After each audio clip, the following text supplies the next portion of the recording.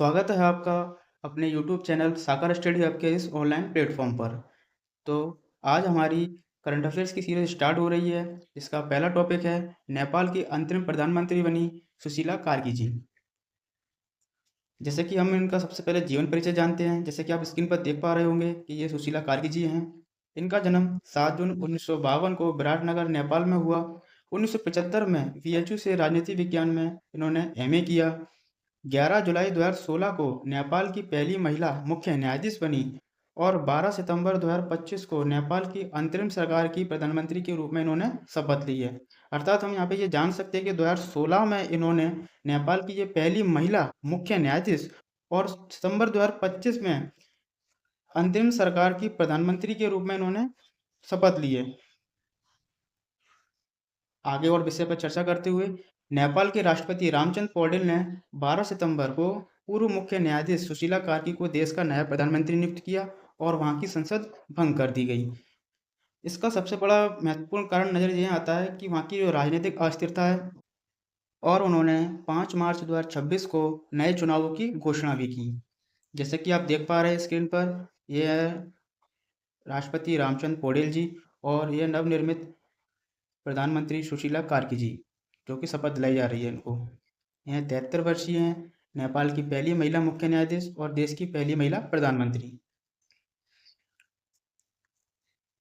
सुश्री कार्की ने प्रदर्शनकारियों की सदन भंग करने का मांग का समर्थन किया और नेपाल के जो प्रदर्शनकारी थे, उन प्रदर्शनकारियों की जिनकी मृत्यु हुई है, उनको शहीद का दर्जा दिलाने का आश्वासन भी उन्होंने दिया है।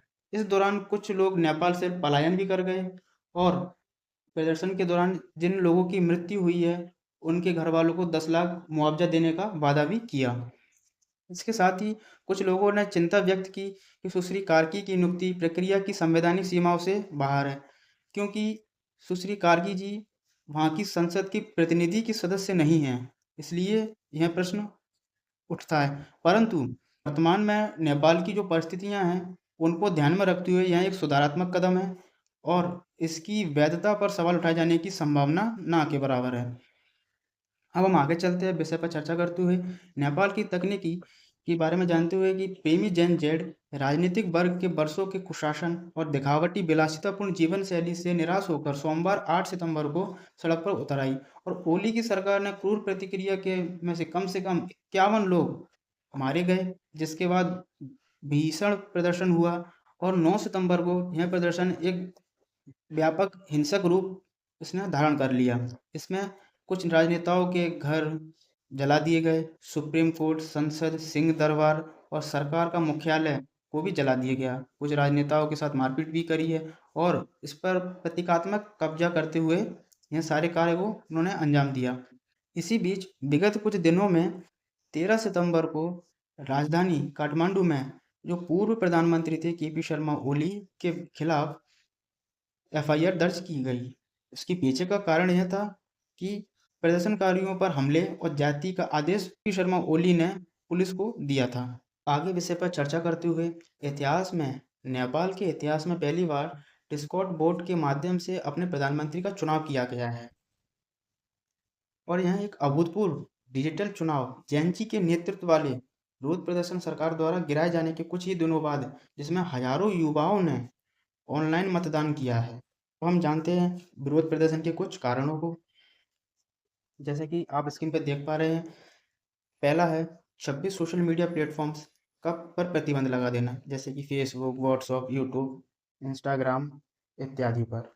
और नेपाल की जो कुल आबादी है वहाँ की है 2,96,00,000, जिसमें से जो एक्टिव यूजर्स है उनका डाटा है 1,43,00,000, जो कि एक महत्वपूर्ण विरोध का कारण हमें सामने नजर आता दिखता है।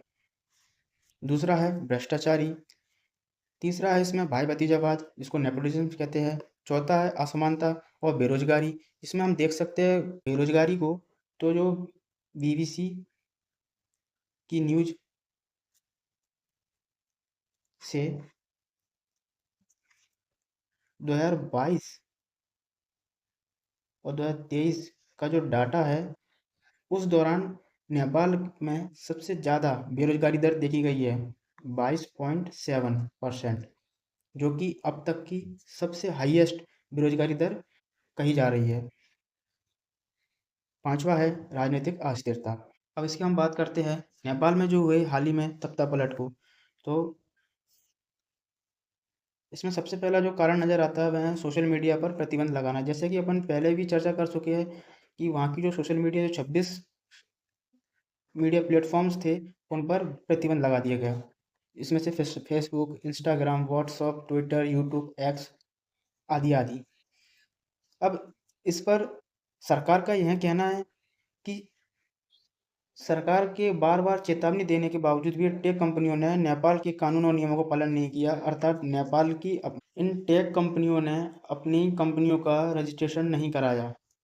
इस कारण से नेपाल की सरकार ने इन 26 सोशल मीडिया प्लेटफॉर्म पर प्रतिबंध लगा दिया। आगे बढ़ते हैं। जिस कारण से सोशल मीडिया पर प्रतिबंध लगने के कारण लाखों नेपाली यूजर्स का कम्युनिकेशन में परेशानी उठाई, जिसके कारण जो लाखों नेपाली यूजर्स हैं उनको असुविधा हुई, क्योंकि कम्युनिकेशन का यह एक जरिया था उनके लिए, जो प्रतिबंध कर दिया गया। 4 सितंबर 2025 को नेपाल सरकार ने जैसे ही प्रतिबंध लगाया, तब हालात बेकाबू होने लगे और हजारों जेनजी युवाओं सड़कों पर उतर आए और नारा बुलंद किया, shut down corruption and not social media.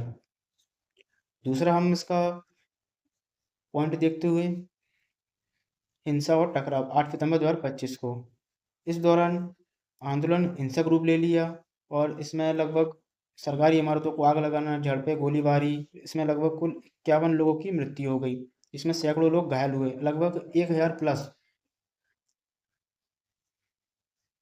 लोग घायल हुए।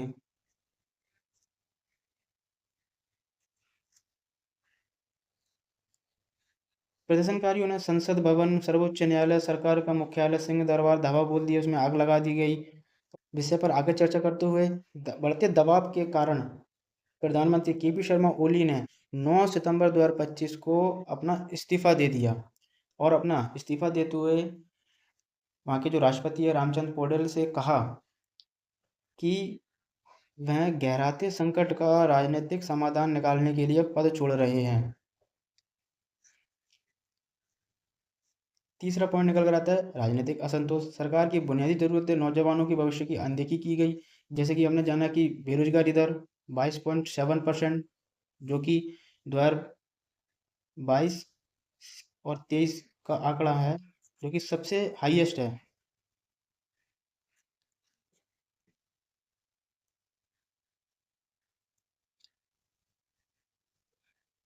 विषय पर आगे चर्चा करते हुए अपने देश की स्थिति को आंकते हुए सरकार ने कुछ कदम पीछे उठाए, जिसमें से सरकार को सोशल मीडिया प्रतिबंध हटाना पड़ा और प्रभावित परिवारों के लिए मुआवजा और घायलों के लिए मुफ्त इलाज की घोषणा की। स्थिति को संभालते हुए सेना सड़कों पर उतारा गया, कर्फ्यू, गिरफ्तारी इत्यादि कार्रवाई की गई। इसी में एक और खबर निकल कर आई कि पूर्व पीएम झालानाथ की पत्नी को जिंदा जलाया गया। हालांकि यह उनकी खबर एक जस्ट अफवाह थी, वर्तमान में वह अभी जीवित हैं। कुछ नेपाल के जो सरकारी अधिकारी थे, उनका आकलन था कि वहाँ की जो कुल सार्वजनिक संपत्ति थी, लगभग उनको 20 करोड़ का नुकसान हुआ है। तो साथ ही हम इसमें चर्चा करते हुए आगे ये हम देख सकते हैं, ये हमारा भारत है प्यारा, और ये जो साइड से लगा है यह नेपाल है, जिसकी राजधानी काठमांडू। इसका अगर बात करें तो उत्तर पश्चिम में उत्तराखंड लगता है, दक्षिण पश्चिम में उत्तर प्रदेश लगता है, दक्षिण पूर्व में बिहार लगता है और इसके पूर्व में सिक्किम लगता है, अर्थात, और थोड़ी सीमा इसकी पश्चिम बंगाल से भी लगती है, अर्थात भारत के 5 राज्यों की सीमा नेपाल देश से लगती है।